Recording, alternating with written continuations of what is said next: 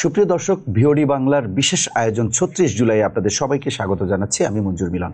দর্শক, আপনারা জানেন গত বছর অর্থাৎ ২০২৪ সালের জুলাইয়ে শুরু হয়েছিল কোটা সংস্কারের দাবিতে আন্দোলন। আর সেই আন্দোলন একসময় সরকার পতনের এক দফা দাবিতে রূপ লাভ নেয় এবং সবশেষ শেখ হাসিনা পদত্যাগ করে পালিয়ে যেতে বাধ্য হয় সেই আন্দোলনের তোপের মুখে পড়ে। সেই আন্দোলনের পেছনের অনেক অজানা গল্প আছে যেগুলো আপনারা বা আমরা অনেকেই জানি না। সেই গল্প জানবো আজকে। আমাদের সাথে স্টুডিওতে উপস্থিত আছেন গণ অধিকার পরিষদের সাধারণ সম্পাদক রাশেদ খান।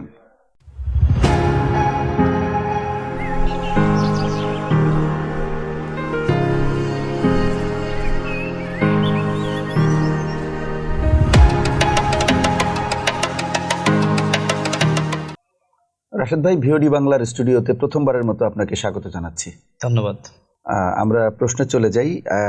গত বছরের জুলাই যে আন্দোলনটি শুরু হয়েছিল, আপনারা তো এর আগে আপনারাও আন্দোলন করেছেন, ছাত্রদের অধিকার রক্ষায় আপনারাও রক্ত ঝরিয়েছেন, আপনারাও হামলা মামলার শিকার হয়েছিলেন।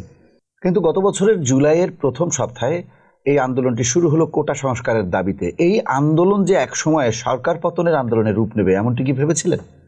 সবাইকে গণ অধিকার পরিষদের পক্ষ থেকে শুভেচ্ছা। দেখেন, ২০১৮ সালের যে কোটা সংস্কার আন্দোলন, সেই আন্দোলনের নেতৃত্বে আমরা ছিলাম।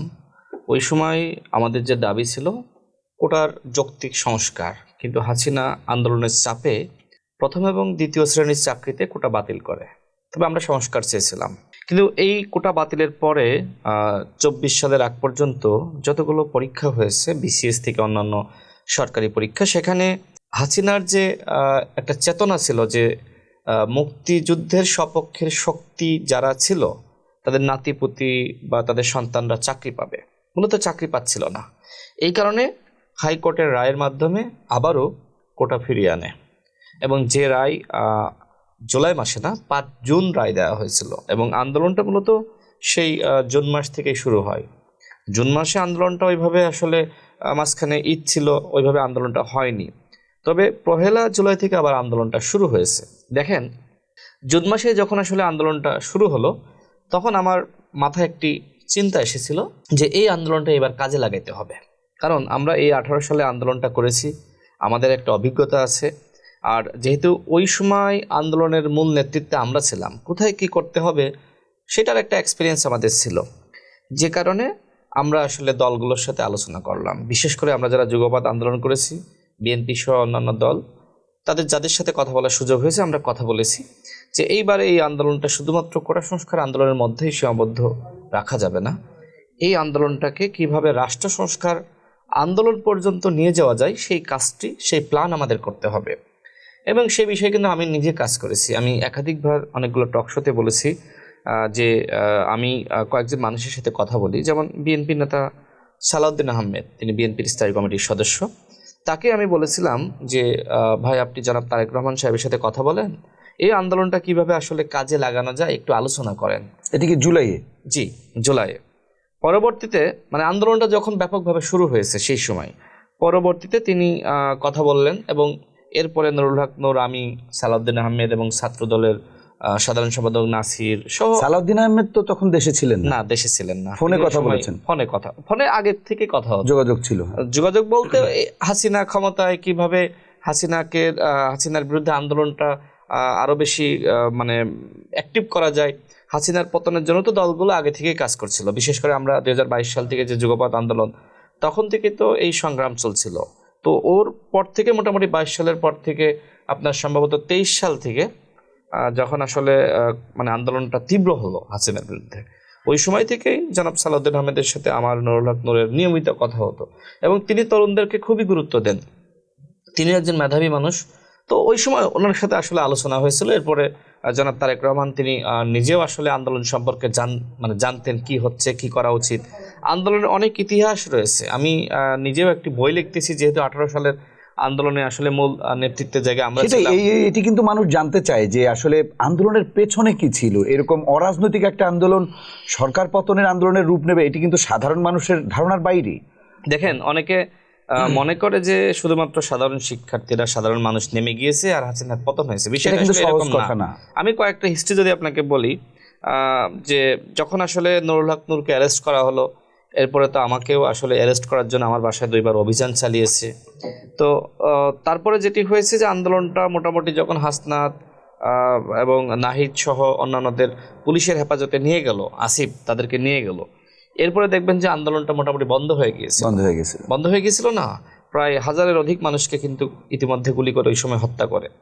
তো তখন আবার মোটামুটি আমিও 3 দিন খুব নিশ্চুপ ছিলাম, আমি হতাশ হয়ে গিয়েছি যে আর হয়তো হাসিনার পতন হলো না। দলগুলো মোটামুটি হতাশ হয়ে পড়েছে এবং সেই সময় তো আপনার আমির খসরু মাহমুদ থেকে শুরু করে বিএনপির অসংখ্য নেতাকর্মীকে গ্রেপ্তার করলো। জামাত 18-19 তারিখে সম্ভবত এই ঘটনাটি ঘটে যে তাদেরকে গ্রেপ্তার করে নিয়ে যায়। না, এটা তো আরো আপনার সম্ভবত আপনার যেটি হয়েছিল যে গায়েবানা জানাজা 17 জুলাই, ওই দিন কয়েকজনকে গ্রেপ্তার করে এরপর থেকে গ্রেপ্তার অভিযানটা সারা দেশে শুরু করে। মোটামুটি বিএনপি, জামাত, গণ অধিকার পরিষদের নেতাকর্মীদেরকে, আমাদের গণ অধিকার পরিষদের সভাপতি নুরুল হক নূরকে 19 জুলাই, যেটা আসলে 20 জুলাই মানে মধ্যরাতে তাকে অ্যারেস্ট করে। নাহিদকেও কিন্তু একই দিনে অ্যারেস্ট করে। এরপরে তো বিএনপির অসংখ্য নেতাকর্মীকে গ্রেপ্তার করেছে, আমাদের দলের নেতাকর্মীকে হয়রানি করেছে, গ্রেপ্তার করেছে, জামাতের অন্যান্য দলের নেতাকর্মীদেরকে গ্রেপ্তার করেছে। মূলত দলগুলো আসলে যে এই আন্দোলনে সম্পৃক্ত হয়ে পড়েছে এটা মোটামুটি কিন্তু হাসিনার কাছে বা গোয়েন্দা সংস্থার কাছে খবর ছিল। তো সেই জায়গা থেকে তারা আসলে দলগুলোকে টার্গেট করে এবং যেহেতু কোনো রাজনৈতিক আন্দোলন করে হাসিনার পতন ঘটানো যাচ্ছে না, তো সেক্ষেত্রে আসলে এই সামাজিক আন্দোলনকে কিভাবে আসলে জাতি মুক্তির আন্দোলনে রূপান্তরিত করা যায় সেই চিন্তা কিন্তু দলগুলোর মধ্যে ছিল। তা আমি জাস্ট 31 জুলাইয়ের একটা ঘটনা যদি আপনাকে বলি, যে আপনি নিশ্চয়ই জানেন যে আইনজীবীরা কিন্তু হাইকোর্ট থেকে নেমে আসলো আর ঢাকা বিশ্ববিদ্যালয় থেকে শিক্ষকরা নেমে আসলো। এদের মধ্যে কিন্তু যারা যে সকল শিক্ষকরা রয়েছে, আইনজীবীরা রয়েছে, অধিকাংশ কিন্তু রাজনীতি করে, কেউ বিএনপি করে, কেউ অন্য দলের করে। অর্থাৎ এই যে তারা নামলো কেন, এটাও একটা প্ল্যানের অংশ ছিল যে এখন আর ওই যারা সাধারণ রাজনীতিবিদ বা সাধারণ মানুষ যেহেতু নামতে পারতেছে না, পেশাজীবীদেরকে নামতে হবে। এবং পেশাজীবীরা নামলো, সেখানে একজন মানে মেয়ে, আপনি দেখেছেন কিভাবে, হ্যাঁ না, একজন মেয়ে শিক্ষার্থী প্রাইভেট বিশ্ববিদ্যালয়, তিনি প্রিজন ভ্যানের সামনে যেভাবে দাঁড়িয়ে পড়লেন এবং সেখানে তার একজন বন্ধুকে বা বড় ভাইকে অ্যারেস্ট করেছিল। এরপরে সেখানে আমি দেখলাম যে অনেকে উপস্থিত হয়েছে, আপনার অনেক নারীবাদী যারা রয়েছে তারা, অনেক প্রতিবাদী আমরা দেখলাম, আইনজীবীরা। ওইখান থেকে আন্দোলনটা আবার নতুনভাবে শুরু হলো এবং আপনি দেখেছেন যে ওই দিনই সম্ভবত আপনার ডিবি কার্যালয়ে ঘেরাও করার জন্য কিন্তু কয়েকজন শিক্ষক গিয়েছিল না, সামগ্রিকভাবে আন্দোলনটা আবার শুরু হলো। অর্থাৎ আমি যেটি মনে করি, দেখেন আন্দোলনটা সাধারণ শিক্ষার্থীরা শুরু করেছিল বা সাধারণ মানুষ শুরু করেছিল, কিন্তু সর্বশেষ যখন আসলে আন্দোলনটা একদম বন্ধ হয়ে গিয়েছে, একের পর এক হত্যা, তখন ওই সর্বশেষ যে ফাইট, ওই রাজনৈতিক ফাইটটা কিন্তু সাধারণ মানুষের সাথে করে বা তাদেরকে নিয়ে কিন্তু রাজনৈতিক দলকেই দিতে হয়েছে বা এদেশের যারা সংগ্রামী তাদেরকে দিতে হয়েছে। মানে এখানে একটি বিষয় স্পষ্ট যে সাধারণ শিক্ষার্থীদের আন্দোলনটা যেভাবে দানা বেঁধেছে এবং একটা সময় এসে কিন্তু সেটি থমকে গিয়েছিল যখন সাধারণ মানুষের ফিলিংসের ব্যাপারটা জড়িত হয়ে গেছে, ঠিক তখন। আর ওই মুহূর্ত থেকে আপনি বলতে চাচ্ছেন যে রাজনৈতিক যে সরাসরি রাজনৈতিক নেতাকর্মীরা বিভিন্ন দলের, তারা তাদের সহায়তায় পরবর্তীতে আন্দোলনটি আরো জোরদার হয়। না, আমি বিষয়টা আসলে আরেকটু ক্লিয়ার করি যে যখন আসলে ওই একের পর এক হত্যা চলছে, আবু সাইদ, মুগ্ধ, এরকম অসংখ্য মানুষকে গুলি করে হত্যা করেছে, তখন তো আসলে কেউ চুপ করে বসে থাকতে পারে না। আইনজীবীরা, সাংবাদিকরা, শিল্পী, এরপরে সাংস্কৃতিক কর্মীরা সবাই কিন্তু নেমে পড়েছে। মানে কোন পেশার মানুষ নামে নাই, রিক্সা চালক, গার্মেন্টস কর্মী, রিক্সা চালক, গার্মেন্টস কর্মী নেমেছে, এমনকি যারা আপনার এই যে দোকানদার, তারা দোকান বন্ধ করে কিন্তু নেমে পড়েছে, চায়ের দোকান বন্ধ করে। তো সকল শ্রেণী পেশার মানুষ কিন্তু নেমেছে। কিন্তু হাসিনা যখন দেখলো যে আমার পতন নিশ্চিত, পতনের আগে কিন্তু মানুষ মরণ কামড় দেয়, তখন তো একের পর এক হত্যা চালাচ্ছে সারা দেশে, বিভিন্ন জায়গায়, বিশ্ববিদ্যালয়গুলো বন্ধ। তখন সর্বশেষ যে ফাইটটা, ওই ফাইটটা আসলে দলগুলোকে দিতে হয়েছে। কেন? কারণ এত মানুষ হত্যার পরে যদি আবারও হাসিনা টিকে যায়, তাহলে এই দেশে কোনো রাজনীতি থাকবে, কোনো দল থাকতে পারবে? তখন আমার সালাউদ্দিন আহমেদের সাথে একটি কথা হয়েছিল। আমি ওই সময় তো মোটামুটি অনেকে অ্যারেস্ট, আমার বাসায়ও 2বার অভিযান চালিয়েছে। তখন আলোচনা এরকম ছিল যে দেখো রাশেদ, তিনি আমাকে বলছিলেন, এত মানুষ মরার পরে যদি হাসিনা টিকে যায়, এদেশে তোমরা আমরা কেউ রাজনীতি করতে পারবো না, সুতরাং এইবার আমাদের শেষ লড়াইটা করতে হবে। তিনি আমাকে এই কথা বলেছিলেন, আমার এখনো মনে আছে। তো যাই হোক, তিনি লন্ডনে ছিলেন, আমরা বাংলাদেশে ছিলাম। এখন আমাদের জায়গা থেকে কিন্তু সর্বপ্রথম তাদেরকে বলা হয় যে আন্দোলনটা কাজে লাগাতে হবে। গণ অধিকার পরিষদের যে একটি বড় অর্জন, দেখেন 2018 সাল থেকে আমরা যে সংগ্রামটা করেছি, ধারাবাহিকভাবে লড়াইটা বাংলাদেশে কিন্তু একমাত্র দল হিসেবে যদি আমি বলবো না যে আমি সব করেছি, কিন্তু ধারাবাহিকভাবে মাঠে কিন্তু আমরাই ছিলাম। যত দমন পীড়ন নিপীড়ন, যত হামলা মামলা ঢাকা বিশ্ববিদ্যালয় ক্যাম্পাস থেকে শুরু করেছি। এরপরে আপনি নিশ্চয়ই জানেন যে 24-এর যে ডামি ইলেকশন, এই ডামি ইলেকশনের আগে 28 অক্টোবরে যেভাবে আসলে আপনার বিএনপি জামাতের প্রায় 30,000 নেতাকর্মীকে গ্রেপ্তার করা হলো, এরপরে আপনার নির্বাচনটা একতরফাভাবে করার জন্য যে ধরনের তফসিল দেওয়া হলো, এরপরে মোটামুটি দমনপীড়ন শুরু হওয়ার পরে কিন্তু কোনো দলই ওইভাবে নামতে পারে না। আমরা তো বিশ্ববিদ্যালয় থেকে যেহেতু আন্দোলন করেছি, আমাদের রক্ত এক ধরনের টকবক করছিল যে হাসিনা আবারও এই ধরনের ইলেকশন করছে, 14 সালে করলো, 18 সালে করলো। তখন আপনি নিশ্চয়ই খেয়াল করে থাকবেন, আমরা কিন্তু পল্টনে আমরা সবার আগে কিন্তু রাজপথে নামতাম এবং আমাদের দেখে অন্যরা সাহস পেত। তখন কিন্তু বড় দলগুলো ওইভাবে মাঠে নামতে পারেনি। না, আমার মনে আছে 18 নির্বাচনের পরপরই আপনারা, দুঃখিত, 24-এর নির্বাচনের পরপরই পল্টনে আপনারা মিছিল করেছিলেন। আগে এবং পরে, হ্যাঁ, ওই সময় কিন্তু আমরা স্লোগান দিয়েছি, হাসিনা মোদির নির্বাচন বর্জন করো জনগণ। মানে বিকেলে, ওই দিন সন্ধ্যার আগে সবসময় আমরা প্রোগ্রাম করেছি। মোটামুটি তফসিলের ঘোষণার আগ থেকে যত সময় আসলে নির্বাচনের প্রস্তুতি নিয়েছি, এরপরে এমনকি নির্বাচন করার পরেও কিন্তু আমরা প্রতিবাদ চালিয়ে গিয়েছি। অর্থাৎ বাংলাদেশে যে ধারাবাহিক আন্দোলন সংগ্রাম, যে জেনারেশন বলা শুরু করেছিল যে আই হেট পলিটিক্স, সেই জেনারেশনকে কিন্তু আমরা আই লাভ পলিটিক্সে আমরা কিন্তু নিয়ে গিয়েছি এবং এই কাজটা আমাদের করতে হয়েছে। দেখেন 24-এর গণ অভ্যুত্থানে হয়তো আমাদের যারা জুনিয়র ছিল, আমাদের ভাই ব্রাদার আমাদের সাথে একসময় রাজনীতি করেছে, তারা নেতৃত্ব দিয়েছে, কিন্তু এই প্রজন্মকে যে সাহস দেওয়া, যে অনুপ্রেরণা দেওয়া, সেই কাজটা কিন্তু গণ অধিকার পরিষদ বা ছাত্র অধিকার পরিষদ করেছে। এবং সেই ঢাকা বিশ্ববিদ্যালয় থেকে একের পর এক আমাদের মার্চে আমরা কখনো হাসপাতালের বিছানায় কাটাচ্ছি, কখনো কেউ জেলে, তারপরেও আমরা কিন্তু থেমে যাইনি, আমাদের আন্দোলনটা কিন্তু চালিয়ে গিয়েছি। তো যাই হোক, গণ অভ্যুত্থান হয়েছে। আমি যেটি মনে করি, এই অভ্যুত্থান কারোর একক নেতৃত্বে, কারোর এককভাবে কেউ করে ফেলিয়েছে, আমি এটা বিশ্বাস করি না। এই গণ অভ্যুত্থানের রাজনৈতিক শক্তি, ছাত্র শক্তি, যুব শক্তি, এমনকি সেনাবাহিনীর সর্বশেষ যে আপনার ভূমিকা, যতই আমরা আন্দোলন করেছি, সেনাবাহিনী সর্বশেষ যদি ভূমিকা না রাখতো, ছাত্র জনতার পাশে এসে না দাঁড়াতো, তাহলে এই আন্দোলন হয়তো আরো দীর্ঘস্থায়ী হতো, আরো রক্তক্ষয়ী সংগ্রাম আমাদের করা লাগতো। আমি এই জন্য সেনাবাহিনীকেও আমি ধন্যবাদ দিতে চাই যে সর্বশেষ তারা কিন্তু ছাত্র জনতার পাশে এসে দাঁড়িয়েছে, দেশের মানুষের পাশে এসে দাঁড়িয়েছে। জি। আর আপনি এই আন্দোলনের আসলে বাঁকে বাঁকে যেভাবে রক্ত ঝরেছে, সাধারণ শিক্ষার্থী থেকে শুরু করে রিক্সাওয়ালা, দিনমজুর, অনেকেই প্রাণ দিয়েছেন। এখানে শুধু শিক্ষার্থীরা জীবন দিয়েছেন বিষয়টি কিন্তু তা নয়। আপনি যেমনটি বলছিলেন যে সব শ্রেণী পেশার মানুষ তারা এই আন্দোলনের সাথে একাত্মতাই শুধু নয়, তারা সরাসরি জড়িয়ে পড়েছিলেন। তো সেই আন্দোলনটি আপনারা নেতৃত্ব দিয়েছেন, পেছনে থেকে রাস্তায় নেমে সবভাবেই আপনারা জড়িত ছিলেন। সেই আন্দোলনের আপনার স্মৃতিচারণ করবেন, বিশেষ করে যখন শিক্ষার্থীদের আন্দোলনটা স্তিমিত হয়ে যাচ্ছিল, আমি গেছিল এটা বলবো না, স্তিমিত হয়ে যাচ্ছিল, তখন ঠিক তারপর থেকে যেভাবে আন্দোলনটি দানা বেঁধেছে, নতুন করে প্রাইভেট বিশ্ববিদ্যালয়ের শিক্ষার্থীরা, গার্মেন্টস কর্মী, আপনার বিভিন্ন শ্রেণী পেশার মানুষ যেভাবে নেমে এসছে, এই গল্পটি বলবেন যে একেবারে সরাসরি পুলিশের সাথে যুদ্ধ করে আপনি আপনার সহকর্মীকে জীবন দিতে দেখেছেন, কিংবা একজন শিক্ষার্থীকে জীবন দিতে দেখেছেন, এরকম একটু স্মৃতিচারণ করবেন। দেখেন, আমার যেটি মনে হয়, 17 জুলাই তো ঢাকা বিশ্ববিদ্যালয় থেকে শুরু করে প্রত্যেকটা বিশ্ববিদ্যালয় বন্ধ ঘোষণা করা হলো এবং মোটামুটি হলগুলো আসলে খালি হয়ে পড়লো। তখন আন্দোলনটা শুরু হলো যাত্রাবাড়িতে, শনির আখড়ায় লাগাতার আন্দোলন শুরু হলো। 17 জুলাই জোহরের নামাজের পরে বাইতুল মোকাররমে আপনি দেখেছেন যে সেখানে গায়েবানা জানাজা ছিল। 16 তারিখে আবু সাইদ, চট্টগ্রামে ছাত্রদল নেতা ওয়াসিম, এরপরে নিউ মার্কেটে, সব মিলিয়ে 6 জন 16 তারিখে শহীদ হয়। মূলত ওই 6 জনকে যে হত্যা করা হলো, তাদের হত্যার প্রতিবাদে এবং একই সাথে তাদের দোয়া করার জন্য আপনার সেই গায়েবানা জানাজা। সেখানে পুলিশ কিন্তু মানে এতটাই তারা বেপরোয়া ছিল, ওই দিন জাতীয় নেতৃত্বের জায়গায় যারা ছিলেন, মির্জা ফখরুল থেকে শুরু করে অনেক জাতীয় নেতা, তাদেরকে বাইতুল মোকাররম মসজিদে পর্যন্ত ঢুকতে দেওয়া হয়নি।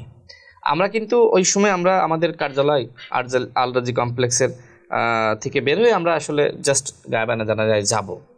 তো মানে কাছাকাছি সময়ে, মানে খুব কাছাকাছি আমরা পৌঁছে গিয়েছি, তখন দেখলাম হঠাৎ করে পুলিশ এইভাবে টিয়ার গ্যাস, সাউন্ড গ্রেড এবং গণগ্রেপ্তার শুরু করলো। তখন গণতন্ত্র মঞ্চের যারা ছিল, এবি পার্টির যারা ছিল, আমার যেটি মনে আছে সাইফুল হক ভাই, জোনায়েদ সাকিব ভাই, অনেকে আহত আমি, হয়েছিলেন। হ্যাঁ, নুরুল হক নূর, এবি পার্টির মঞ্জু ভাই, আমরা একসাথে মিছিল করলাম।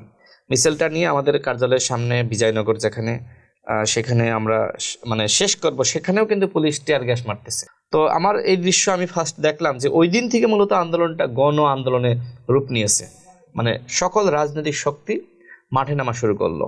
এরপরে আপনি নিশ্চয়ই দেখেছেন যে কিভাবে আসলে পরবর্তীতে আসলে দলগুলোকে টার্গেট করে গ্রেপ্তার করা শুরু হলো। তো আমার যতটুকু আসলে আমি যেটি বলতে চাই যে আমাদের সভাপতি নুরুল হক নূরকে যেদিন অ্যারেস্ট করা হলো, তো তাকে তো আসলে 19 জুলাই শেষ হয়ে 20 জুলাই মধ্যরাতে তাকে অ্যারেস্ট করা হলো। তো আমি ওই দিন তো নুরুল হক নূর লাইভেও ছিলেন। আমি ওই দিন না, ওই দিন লাইভে ছিল না, লাইভে যেতে দেয়নি। সেটা আপনি যে ঘটনার কথা বলতেছেন অন্য এক সময়, একটু আগে। হ্যাঁ, অন্য এক সময়। তো যাই হোক, আমি ওই দিন বাসা থেকে বের হয়েছি, মানে চারিদিকে তো ওই দিন গ্যাঞ্জাম শুরু হয়ে গেছে সব জায়গায়। তো আমি ভাবছি যে এখন আমাদের করণীয় কি, নুরুল হক নূরের সাথে বসতে হবে। তার বাসায় আমি ফোন দিলাম, বললো বাসায়। আমি বললাম ঠিক আছে, আসতেছি। এরপরে আমার বাসানটেক থেকে আমি বের হলাম। এরপরে কোনো রাস্তা দিয়ে আমি ঢুকতে পারি না, মানে আমি একবার ভাবলাম ক্যান্টনমেন্ট দিয়ে যাব, তারপরেও মানে ক্যান্টনমেন্ট দিয়ে ওই দিন যাওয়া কতটা আসলে ঝুঁকিপূর্ণ হবে আমি চিন্তা করলাম, তো গেলাম না। কারণ ওই দিন বেশি চেকিং করতেছে। তো আমি তো মোটামুটি পরিচিত ফেস। তারপরে ভাবলাম মিরপুর 10 দিয়ে যাওয়ার অবস্থা নাই। এরপর আমি কোনোভাবে ঘুরে ঘুরে আমি আপনার যেটা আসলে আপনার প্রধানমন্ত্রী কার্যালয়ের সামনে, ওই জায়গাটার নাম আমি ভুলে গেলাম, তেজগাঁও সম্ভবত। তো যাই হোক, এইভাবে বিভিন্ন পয়েন্ট দিয়ে আমি যাওয়ার চেষ্টা করেছি, তবে আসলে যেতে পারি নাই। মানে সারা দেশে যেভাবে আন্দোলনটা শুরু হয়ে গেছে, তো আমি সেদিন ভাবছিলাম যে কিছু একটা হইতে যাচ্ছে। এবং পরে যখন হাসিনা এইভাবে অ্যাগ্রেসিভ হয়ে গেল, একের পর এক মানে হত্যা চালাচ্ছে, তখন আমার কাছে মনে হলো যে এবার হয়তো হাসিনা টিকতে পারবে না, কারণ এত হত্যার পরে আসলে টিকার কোনো আসলে অবস্থা নাই। আর বিশেষ করে যাত্রাবাড়ি শনির আখড়ার যে আন্দোলনটা, সেই আন্দোলন কোনোভাবে থামতেছে না। আমরা তো আমার বাসা তো ওইদিকে না, কিন্তু দেখতেছি যে এই আন্দোলনটা কোনোভাবে আসলে থামতেছে না। মানে খুবই কঠিন একটা আন্দোলন শুরু হয়েছে, পুলিশও থামাইতে পারে না। আপনি দেখেছেন যে কিভাবে আসলে হেলিকপ্টার থেকে গুলি চালানো হয়েছে, তারপরও আন্দোলন বন্ধ হচ্ছে না। তো মানুষ যখন আসলে আসলে এই ধরনের আপনার জীবন দেওয়ার নেশায় মগ্ন হয়ে পড়ে যে হাসিনার পতন ঘটাবোই, মরলে মরবো, হাসিনার পতন ঘটাবো, এই ধরনের মানসিকতা মানুষের যখন তৈরি হয়ে গেল, হাসিনা তখন নিশ্চিত বুঝলো যে আমার পতন হচ্ছে। আমি আরেকটা ঘটনা বলি, যখন আসলে হলগুলো বন্ধ করে দিল প্রাইভেট পাবলিক বিশ্ববিদ্যালয়ের, তখন আপনি দেখেছেন যে কিভাবে 18 জুলাই থেকে বাংলাদেশে নতুন করে আন্দোলনের হাল ধরেছে কিন্তু আপনার প্রাইভেট বিশ্ববিদ্যালয়ের শিক্ষার্থীরা। অর্থাৎ এই আন্দোলনটা আসলে এমন একটি মানে জায়গায় যাচ্ছিল যে কোনো একটা স্টেজে এসে যখন কেউ বন্ধ করে দিচ্ছে, বাকি একটা স্টেজে এসে পরিকল্পিত ছিল, রাজনৈতিক একটা পরিকল্পনা ছিল। পরিকল্পিত বলবো না, আমি বলবো যে এটা আল্লাহর রহমত। প্রাইভেট পাবলিক বিশ্ববিদ্যালয় আন্দোলন যখন বন্ধ হয়ে গেছে, তখন প্রাইভেট হাল ধরেছে। যেমন প্রাইভেটকেও যখন একের পর এক দমন পীড়ন করে বন্ধ করে দেওয়ার চেষ্টা করছে, তখন যাত্রাবাড়ি শনির আখড়া। এরপরে শনির আখড়া আন্দোলন যখন কিছুটা স্থমিত হচ্ছে, তখন অন্য একটা জায়গায় উত্তরা, মানে কি বলবেন আসলে এই আন্দোলনে একটা জাদুকরী আন্দোলন আমি বলবো আসলে। মানে 6 জনকে যখন অ্যারেস্ট করে নিয়ে গেল, মানুষ মনে করলো যে আন্দোলন তো শেষ, অনেকে মনে করলো না আন্দোলন শেষ হয়নি। তখন স্লোগান উঠলো যে তুমি কে আমি কে, সমন্বয়ক সমন্বয়ক।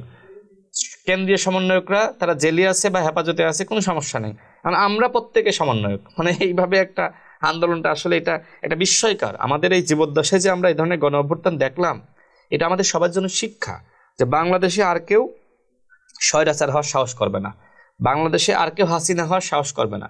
সবাই মোটামুটি একটা শিক্ষা পেয়ে গেছে যে আমাদেরকে গণতন্ত্রের পথেই হাঁটতে হবে, আমাদেরকে ন্যায় বিচারের পথেই হাঁটতে হবে, বাংলাদেশকে নতুনভাবে আমাদের গড়ে তুলতে হবে। মোটামুটি সবার মধ্যে আমার কাছে মনে হয় এই ধরনের উপলব্ধিবোধের জায়গাটা এসেছে। 2 তারিখ 3 তারিখে সেনাবাহিনী নিয়ে ব্যাপক আলোচনা চলছিল সামাজিক যোগাযোগ মাধ্যমে, আসলে সেনাবাহিনীর ভূমিকাটা কি হতে পারে।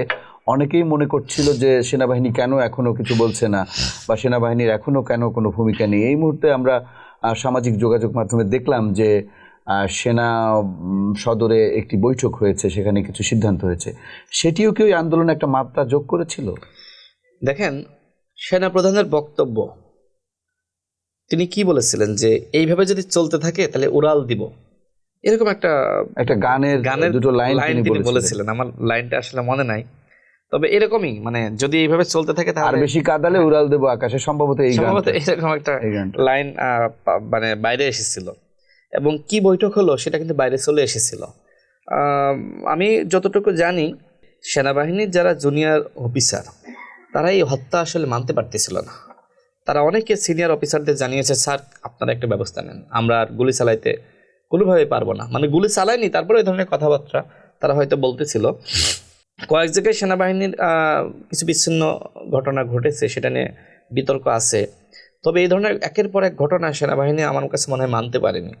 বিতর্কের কিছু নাই, সেনাবাহিনীর কাজ হচ্ছে নির্দেশ পালন করা, রাষ্ট্র সরকার স্বদেশের প্রয়োজনীয়তার সেটা হতে পারে, তবে আমি সেখানে হয়তো দেশপ্রেমিক যারা আছেন তাদের বাইরেও তো 2-4 জন ছিল, থাকতে পারে। আমি ওইটাই বলতেছি, তারা হয়তো কিছু একটা ঝামেলা টামেলা করেছে।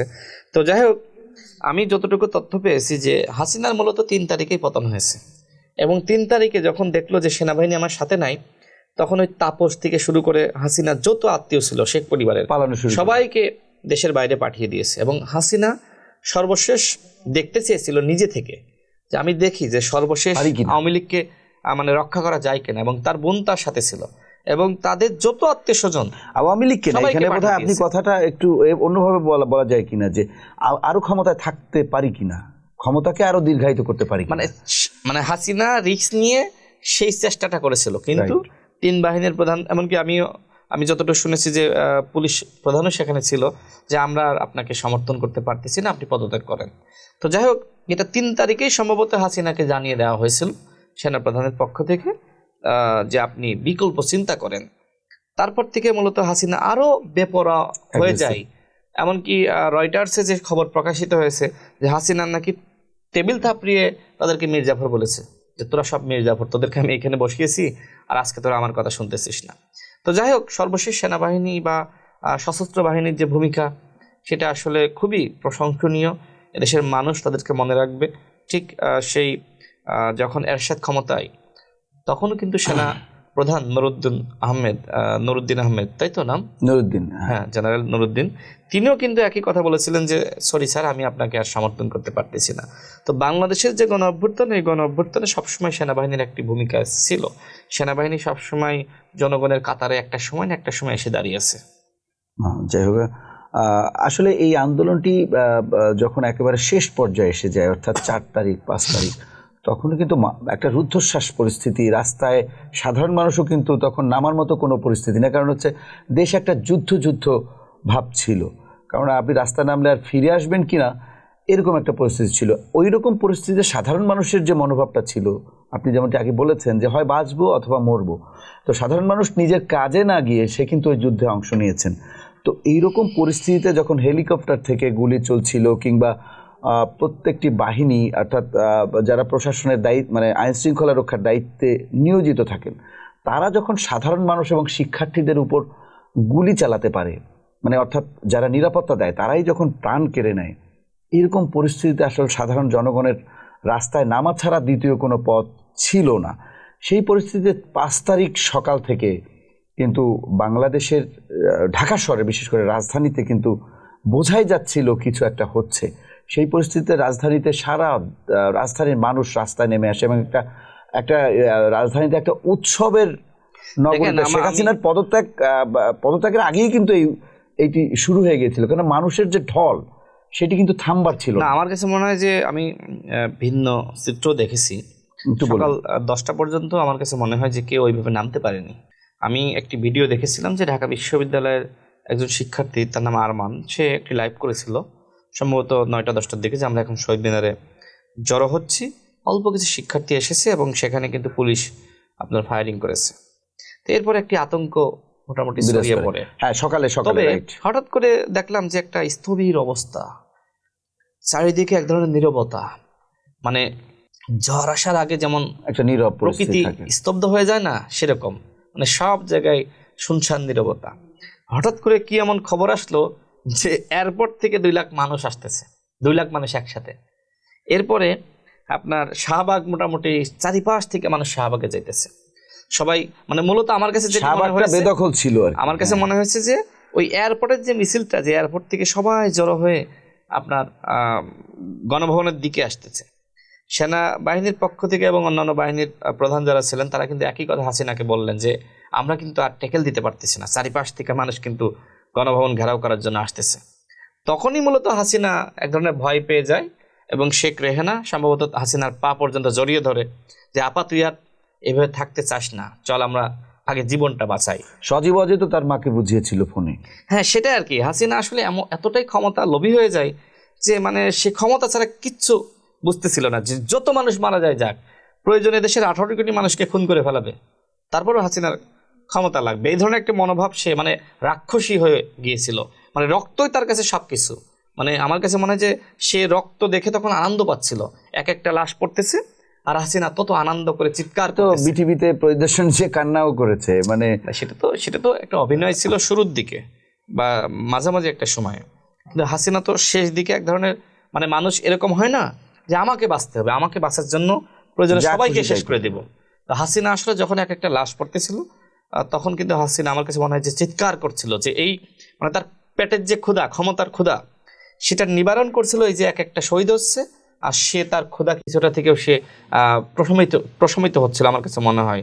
মানে হাসিনার সর্বশেষ একজন আসলে মনে হয় যে মস্তিষ্ক আপনার বিকৃত হয়ে গিয়েছিল, মানে মানুষ আর ছিল না, সে নরপশুতে রূপান্তরিত হয়েছিল।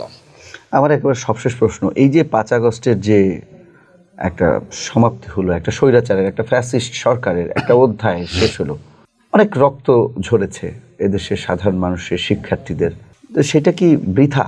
আপনার কাছে কি মনে হয় যে আপনারা রাজনীতিবিদ, সরকার যারা আছেন, আপনারা সবাই কি সেটাকে মানে মনে হয় যে এটা কি বৃথা হচ্ছে? দেখেন, আমরা আসলে গণঅভ্যুত্থানের পরে যে ধরনের বাংলাদেশের প্রত্যাশা করেছিলাম সেটা আসলে আমরা পাইনি। আমরা চেয়েছিলাম যে রাষ্ট্র সংস্কার হবে, গণহত্যার বিচার হবে, এই দেশে আর কোনো অপরাধ, অন্যায়, অনিয়ম, তদবির বাণিজ্য, ঘুষ এগুলো থাকবে না। কিন্তু গণঅভ্যুত্থানের পরে যে সরকার ক্ষমতায় এসেছে, এই সরকার আসলে এগুলো বন্ধ করতে পারে নাই। এই সরকারের উপদেষ্টারাও দুর্নীতির সাথে জড়িয়েছে, উপদেষ্টাদের এপিএস, পিও তারাও দুর্নীতির সাথে জড়িয়েছে, মালিক হয়েছে। এমনকি বিভিন্ন যে টেন্ডার, সেই টেন্ডার ঠিকাদারি প্রতিষ্ঠানকে দেওয়া হয়েছে, 5% 10% কমিশনে দেওয়া হয়েছে। কারা এর সাথে জড়িত ইতিমধ্যে সামাজিক যোগাযোগ মাধ্যমে এসেছে, সাংবাদিকদের কাছে তথ্য রয়েছে। তো সব মিলে আসলে ওই সরকারের স্বচ্ছতা, জবাবদিহিতার যে ঘাটতি, মূলত তাদের মধ্য থেকে সমস্যাটা আসলে সৃষ্টি হয়েছে। তারা যখন অন্যায়ের সাথে জড়িত হয়ে পড়ে তখন অন্যায়টা সমাজের সর্বত্র ছড়িয়ে পড়ল। আমার কাছে মনে হয় যে শুরুর 2 মাস বাংলাদেশের কেউ অপরাধ করবে এই সাহস কারোর মধ্যে ছিল না, এই মানসিকতা ছিল না। কিন্তু যখন ওই যে সরকারের উচ্চপদস্থ কর্মকর্তাদের বিরুদ্ধে অভিযোগ আসতেছে, উপদেষ্টাদের বিরুদ্ধে অভিযোগ আসতেছে, তখন অন্যান্যরাও মনে করলো যে স্বাভাবিক ঘটনা, স্বাভাবিক, মানে অপরাধ করা এখন স্বাভাবিক। তবে এটা আসলে সরকার থেকে শুরু হয়েছে। বাংলাদেশে এখন যে চাঁদাবাজি দেখতেছেন, দখলদারিত্ব দেখতেছেন, অন্যায় দেখতেছেন, অনিয়ম দেখতেছেন, এইটা আমি মনে করি এত মাত্রায় বাড়তো না যদি সরকার শুরু থেকেই সে তার নিজের স্বচ্ছতা, জবাবদিহিতা ঠিক করতে পারত এবং প্রত্যেক মাসে সরকারের উপদেষ্টাদের এবং একই সাথে সচিব, পিএস, অন্যান্য কর্মকর্তাদের যে আর্থিক হিসাব, সেইটা যদি প্রতি মাসে দেওয়ার একটি আইন করতে পারত, তাহলে এই দেশে আর কোনো কেউ অপরাধ করতো না। যখন সরকারের আপনার উচ্চপদস্থ তারা যখন সৎ হয়, তখন একজন সাধারণ মানুষও আসলে সৎ না হয়ে উপায় থাকে না। তো নৈতিকতা আসলে সরকারের জায়গা থেকে আসা দরকার ছিল, জবাবদিহিতা সরকারের জায়গা থেকে আসা দরকার ছিল। সরকার সেই জায়গাটায় আসলে দুর্বল মানসিকতার পরিচয় দিয়েছে, যে কারণে এখন কিন্তু অন্যায়, অনিয়ম সর্বত্র আমরা দেখছি। তারপরে আমি আশাবাদী, যেহেতু জাতীয় ঐক্যমত কমিশন আলোচনা করতেছে, প্রত্যেকটা দল যাচ্ছে এবং অন্যান্য গণঅভ্যুত্থানের স্টেক হোল্ডার তাদের সাথে আলোচনা চলছে, তো মোটামুটি হয়তো আমরা যতটুকু প্রত্যাশা করেছিলাম তার শতভাগ না পূরণ হলেও অর্ধেক হয়তো পূরণ হবে, কিছু একটা পাইতে পারি। বাট যতটুকু স্বপ্ন দেখেছিলাম সেই স্বপ্ন পূরণ হবে বলে আমার কাছে মনে হচ্ছে না। তাহলে পূরণ না হলে সেটার আসলে তাহলে রাষ্ট্র ব্যবস্থাটা আসলে কোন দিকে যাবে, যেটা সবার প্রত্যাশা? এখন আর কি বলবেন, আমরা প্রত্যেকবারই ভাঙার কাজটা ভালোভাবে করতে পেরেছি। 90-এ সেনা সমর্থিত ফখরুদ্দিন মঈনুদ্দিনের বিরুদ্ধে, কিন্তু ভাঙার পরে যে গড়তে হয়, এদেশের মানুষ ওই গড়ার কাজটা আসলে সঠিকভাবে করতে পারে নাই। 24-এও আমরা সেটা আসলে ভালোভাবে করতে পারলাম না। আমি বলবো না পুরোপুরি ব্যর্থ, কিছু একটা হয়তো পাবো। 90-এ যেটা পাইনি, ফখরুদ্দিন মঈনুদ্দিনের পরে আমরা যেটা পাইনি, এইবার হয়তো কিছু একটা পেতে যাচ্ছে। আপনাকে অসংখ্য ধন্যবাদ। আপনি আমাদের ভিওডি বাংলার স্টুডিওতে এসে আপনার মূল্যবান সময় দিয়েছেন। সুপ্রিয় দর্শক, আমাদের আলোচনা আজকের মতো এখানে শেষ করতে হচ্ছে। অন্য কোনো দিন অন্য কোনো অতিথিকে সাথে নিয়ে আপনাদের সাথে আবারও হাজির হব। সেই পর্যন্ত সবাই ভালো থাকুন, সুস্থ থাকুন, নিরাপদেই থাকুন।